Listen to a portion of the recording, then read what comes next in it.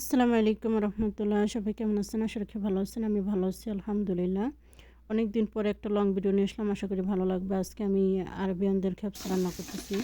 তো এখানে তেল, পেঁয়াজ, কাঁচামরিচ, ক্যাপসিকাম, তারপরে কালো লেবু, তারপরে এলাচ, দারচিনি, তেজপাতা, রসুন কুচি, তারপরে আদা কুচি, এগুলো সব দিয়ে আমি এই যে সুন্দর করে তেলের উপর ভেজে নিতেছি।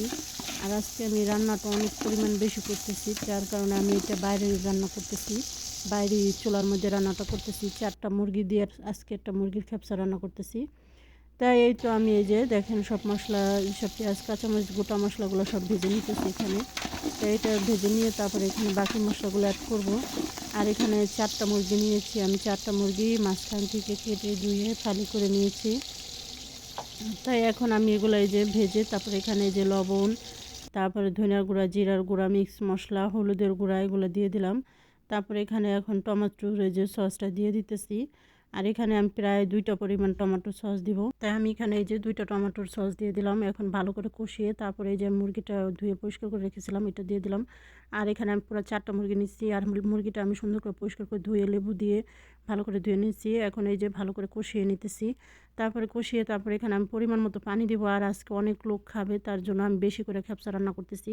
আর এই খেপসাটা আমি বাইরে করতেছি, যেহেতু অনেক লোক দেখা যায় বড় ফাতিলের মধ্যে রান্না করতে হবে, তাই আমার সুবিধা মতো আমি বাইরে করতেছি। তো এখন এই তো আমি ভালো করে কষিয়ে এই যে ঝোলের পানিগুলো দিয়ে দিলাম। আর খেপসা রান্না কিন্তু খুবই সহজ, একদম খুব কঠিন কিছু না।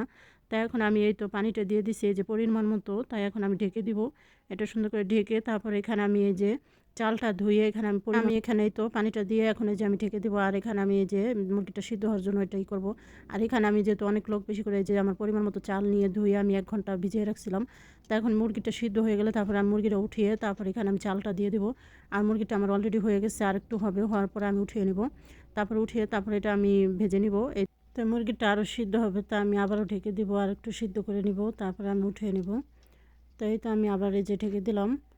তো অলরেডি এখন আমার এই যে মুরগিটা সিদ্ধ হয়ে গেছে, এখন আমি উঠিয়ে নেব। উঠে তারপরে এখানে আমি চালটা দিয়ে দেবো। এই যে মুরগিটা হয়ে গেছে। আর দেখেন কালারটা খুব সুন্দর হচ্ছে, মাশাআল্লাহ। খেপসাটা খেতে অনেক মজা হয়েছিল।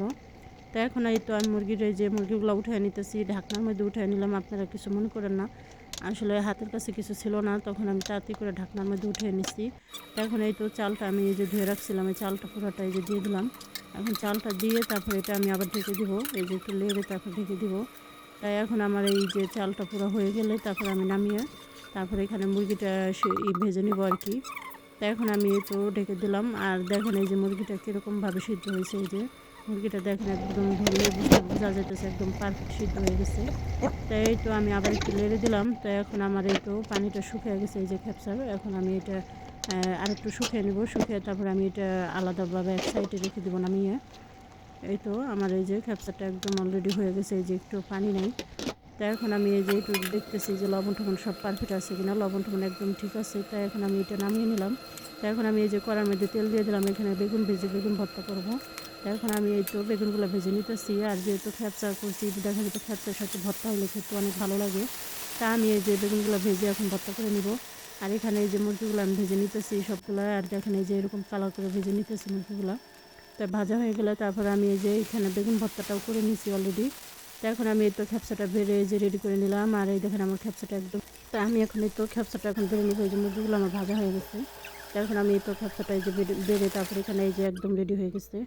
আর আজকে আমার ভিডিওটা কেমন লাগলো কমেন্টে বলবেন। এই দেখেন আমি এখানে উপরে একটু শসা, লেবু সব কিছু দিয়ে রেডি করে নিলাম। সব ভালো থাকবেন না।